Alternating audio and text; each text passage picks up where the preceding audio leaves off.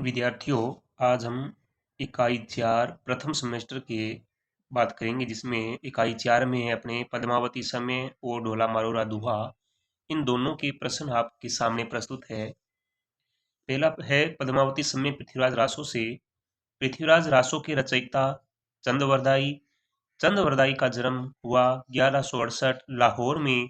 पृथ्वीराज रासो ग्रंथ में कुल समय कितने, समय यानी कि भाग कितने हैं, तो भाग है 69।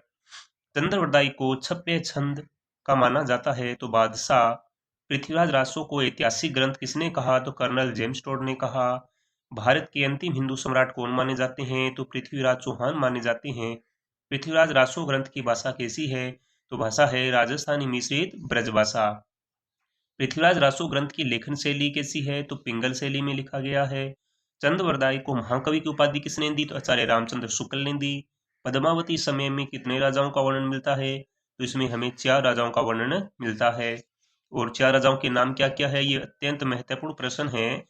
पृथ्वीराज चौहान का वर्णन मिलता है, शहाबुद्दीन गौरी का वर्णन मिलता है, पद्मावती के पिता राजा विजयसेन का मिलता है, और कुमोदमणि का वर्णन हमें मिलता है। छंदों का अजायब घर माना जाता है, तो छंदों का अजायब घर है पृथ्वीराज रासो को माना जाता है। अगला प्रश्न है पद्मावती समय में मुख्यतः वर्णन किसका मिलता है, तो हमें पद्मावती के सौंदर्य का वर्णन हमें मिलता है। और इसी प्रकार है पद्मावती समय का संपादन किसने किया, भारत भूषण सरोज व ओम प्रकाश सिंगल ने किया। पद्मावती समय में कितने प्रकार की छंद है, तो 68 छंद है और 69 समय, ये ध्यान रखना है आपको भी। 68 तो छंदों का प्रयोग हुआ है और 69 समय यानी कि भाग हैं। पद्मावती के देश का नाम समुद्र शिखर। मनहू कला शशिभान में शशिभान का अर्थ क्या है, तो शशि का अर्थ हो गया चंद्रमा और भान का अर्थ हो गया सूर्य। पद्मावती किन कलाओं में दक्ष थी, पद्मावती चंद्रमा के समान 16 कलाओं के अंदर दक्ष थी। हीर कीर अरुबिम में कीर का अर्थ क्या है, तो कीर का अर्थ तोता होता है। कवि ने पद्मावती के नेत्रों की तुलना किससे की, अत्यंत महत्वपूर्ण है, नेत्रों की तुलना की है खंजन पक्षी से। छपती गयंद हरि हंस गवि में गयंद व हरि शब्द का अर्थ है, तो गयंद का अर्थ हाथी होता है और हरि का अर्थ शेर होता है।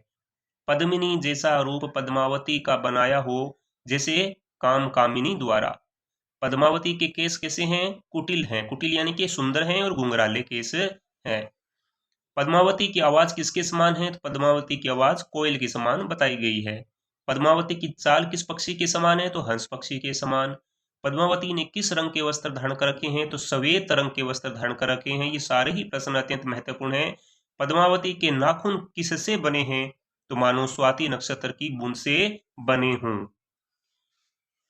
फूलों का रस पीने वाले भ्रमर किस ओर मंडराने लगे हैं, तो वो पद्मावती की ओर। नैन निरख सुख पाए सुख, पंक्ति में सुख शब्द का अर्थ होता है तोता। पद्मावती का विवाह किसके साथ निश्चित हुआ, तो राजा कुमुदमुनि के साथ निश्चित हुआ। ये ध्यान रखना, निश्चित हुआ है, हुआ नहीं है। पद्मिनी के पिता का नाम राजा विजयपाल।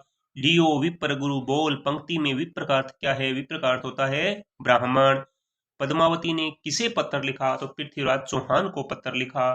पद्मावती ने पत्र में विवाह की तिथि क्या बताई, तो विवाह की तिथि क्या बताई है, शुक्ल पक्ष की 12 विक्रमी संवत 1130। पद्मावती ने पृथ्वीराज को पत्र द्वारा किस प्रकार से वर्ण करने के लिए कहा, जैसे भगवान श्री कृष्ण ने रुक्मिणी का वर्ण किया वैसा ही समय का वर्ण करने को कहा। कितने समय में वर्ण करने को कहा, तो उसने कहा भी 5 समय यानी कि 5 दिन और रात के अंदर। धर धमकी भजिशेष गगन रवि लुपी रेन, पंक्ति में किसकी सेना के लिए आई है, तो ये पंक्ति साबुद्दीन गोरी सेना के लिए आई है। भी गोरी की सेना जैसे ही आती है वैसे ही गगन के अंदर जो रवि है वो छिप गया है, यानी कि रेत उड़ने से रात्रि हो गई है। पृथ्वीराज कितनी सेना लेकर चले, 3000 की सेना। पृथ्वीराज ने दिल्ली का गढ़पति किसे बनाया, तो पृथ्वीराज ने दिल्ली का गढ़पति चामुंडराय को बनाया। खुरासान सुल्तान किसे कहा गया है, खुरासान का सुल्तान शहाबुद्दीन गोरी को कहा गया है।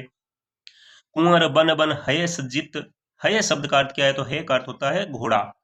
निकट नगर जन जान जाय वरी बींद उभ्य भय, पंक्ति में किन दो, उभ्य का मतलब दो होता है, तो उभ्य वरों की बात की गई है, तो एक कुमाऊगढ़ के कुमुदमणि की। अब ध्यान रखना, कुमुदमणि कहाँ के थे, कुमाऊगढ़ के। और दूसरा पृथ्वीराज का वर्णन मिलता है। कुंवर बन बन हय सज्जित, अब कुंवर बन बन कौन सज्जित हो रहे थे, सेना। और हय का अर्थ क्या है, हय का अर्थ घोड़ा है। निकट नगर जन जान जाए वरी बींद उभ्य भय, पंक्ति में किन दो वरों का वर्णन किया गया है, तो पंक्ति के अंदर पृथ्वीराज का वर्णन किया गया है और कुमुदमणि का। प्रिय शब्द का क्या अर्थ है, प्रिय शब्द का अर्थ होता है स्त्री। दिल्ली के सुपति की राह कौन देख रहा था? तो पद्मावती देख रही थी। जब पृथ्वीराज ने युद्ध मैदान में तलवार पकड़ी तब उनका मुख क्रोध से हो गया, सूर्य के समान देदीप्यमान। ये ध्यान रखना है भी किसके समान हो गया? सूर्य के समान देदीप्यमान। हिंदुआन किसे कहा गया? पृथ्वीराज चौहान को हिंदुआन कहा गया। पृथ्वीराज रासो में किसकी वीरता का वर्णन है? तो पृथ्वीराज रासो में तो सहज ही पृथ्वीराज की वीरता का वर्णन है। शाहबुद्दीन की सेना हथियारों सहित ऐसे लग रही थी जैसे लोहे के पर्वत आगे बढ़ रहे हों। कुमोद, ये महत्वपूर्ण प्रश्न है। कुमोद मुनि की बारात आने पर पद्मिनी का मुख दुख से ऐसे हो गया मानो, यानी कि पद्मावती का मुख था वो दुख से कैसा हो गया? जैसे चंद्रमा को राहु ने ग्रसित कर लिया हो। अंत में पद्मावती का विवाह किससे होता है? तो पद्मावती का विवाह है पृथ्वीराज चौहान से होता है। ध्यान रखना, पद्मावती के पिता ने उसका विवाह है कुमोद मणि से निश्चित किया था, जबकि विवाह हुआ किससे था? पृथ्वीराज चौहान से। अभी इसी इकाई के अंदर हमारा दूसरा पाठ है ढोला मारूरा दूहा। तो ढोला मारूरा दूहा का संपादन किसने किया? नरोत्तम दास स्वामी व सूर्यकर्ण पारिक ने। ये महत्वपूर्ण प्रश्न है भाई। ढोला मारूरा दूहा काव्य कैसा है? एक जातीय लोक काव्य है। अपभ्रंश भाषा में ढोला का क्या अर्थ है? तो संदेश वाहक। अत्यंत महत्वपूर्ण प्रश्न। ढोला मारूरा दूहा के रचयिता, अब इसके रचयिता कुशल लाभ और कवि कलोल माने जाते हैं। ध्यान रखना, ये तो रचयिता है और इन्होंने संपादन किया है। ढोला किस वंश से संबंधित था? तो ये कछवाहा वंश का राजकुमार था। ढोला का विवाह किससे हुआ? पिंगल की पुत्री मारवणी से। ढोला का दूसरा विवाह किससे हुआ? मालवा की राजकुमारी मालवणी से। ध्यान रखना, ये मारवणी है और ये मालवणी है। मालवणी के पिता ने क्या कहा? मालवणी ने अपने पिता से क्या कहा था कि ऐसे देश मेरा विवाह है मत करना जहां खाने पीने की परेशानी हो। ढोला मारूरा दूहा काव्य किस सदी का काव्य है? तो ये 11वीं सदी का काव्य है। ढोला राजकुमार था, नरवर के राजा नल का पुत्र था। ढोला मारूरा दूहा में मुख्यतः कौन सा छंद है? तो इसमें मुख्यतः दोहा छंद है।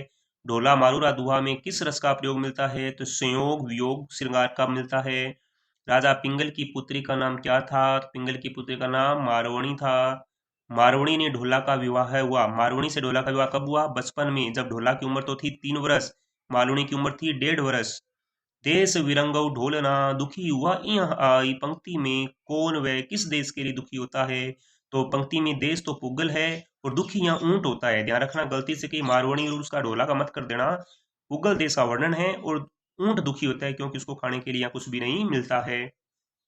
करहा दे सुहावणं में सुसासरवाड़ी, पंक्ति में करहा शब्द का अर्थ क्या है? तो करहा मारवाड़ी के अंदर ऊंट को बोलते हैं। ढोला मारूरा दूहा में कौन से पौधे की पंक्तियों का मूल्य ढोला ने लाखों में बताया है? तो बेलड़ी का पौधा का मूल्य लाखों में बताया है। आधी रात कुहुकड़ा जूं मानसा मुआव, भी आधी रात में क्यों कुहक कर आवाज देनी पड़ती है? पानी के लिए। एक न भाजई रिड, पंक्ति में रिड शब्द का अर्थ होता है दुख। तिड गाडर छाली शब्द का अर्थ क्रमशः है। तो तिड का अर्थ हो गया बुरट, घास होती है। गाडर बोलते हैं भेड़ को, छाली बोलते हैं बकरी को। ढोला मारूरा दूहा में राजस्थानी भाषा का गौरव काव्य कहा जाता है। फिर ध्यान रखो, ये मारवाड़ क्षेत्र में पुगल में लोग कैसे रहते हैं? थली के मध्य में, कंधे पर कुहाड़ी, सिर पर घड़े रखते हैं। किस कारण यहाँ की महिलाओं को आधी रात में ही अपने प्रिय यानी कि पति को छोड़कर जाना पड़ता है? पानी लाने के लिए, क्योंकि मारवाड़ के अंदर पानी दूर से लाना पड़ता है, इसीलिए इनको आधी रात में ही घर से निकलना पड़ता है। बेबे अंगुल कन कहकर कवि ने किस ओर संकेत किया है? ऊंट की ओर संकेत किया है। मालवणी कुंवारी क्यों रहना चाहती है? क्योंकि महिलाएं सिर पर पानी की घड़ी लाते लाते मर जाती है। यहाँ किस प्रकार के सर्प पाए जाते हैं? तो राजस्थान में प्यूणा नामक सर्प पाए जाते हैं। इस देश में छाया वाले पेड़ कौन से? अभी छाया वाले पेड़ केवल आक और फोग ही मिलते हैं। भूख मिटाने के लिए किस घास का प्रयोग करते हैं? तो भूख मिटाने के लिए ऊंचा यानी कि बुरुट घास का प्रयोग करते हैं। इस क्षेत्र में पहनने ओढ़ने के लिए एकमात्र वस्त्र को क्या कहते हैं? कंबल। इस क्षेत्र में पानी मिलता है 60 फुट से यानी कि अत्यंत गहराई में। यहाँ के लोग किसके दूध की खीर खाते हैं? तो भेड़ और बकरी के दूध की खीर खाते हैं। इस प्रकार हमने प्रथम सेमेस्टर की चौथी इकाई का अध्ययन कर लिया। इसके लगभग हमने 80 से 85 प्रश्न किए हैं, जिसमें पद्मावती सम्य के प्रश्न आगे, ढोला मारूरा दुआ के आगे।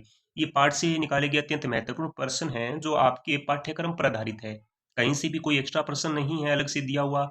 जो पाठ्यक्रम में निर्धारित है वही प्रश्न इसमें महत्वपूर्ण प्रश्न दिए हुए हैं। तो आप इनका अच्छे से अध्ययन करके अपने ज्ञान को बढ़ा सकते हैं।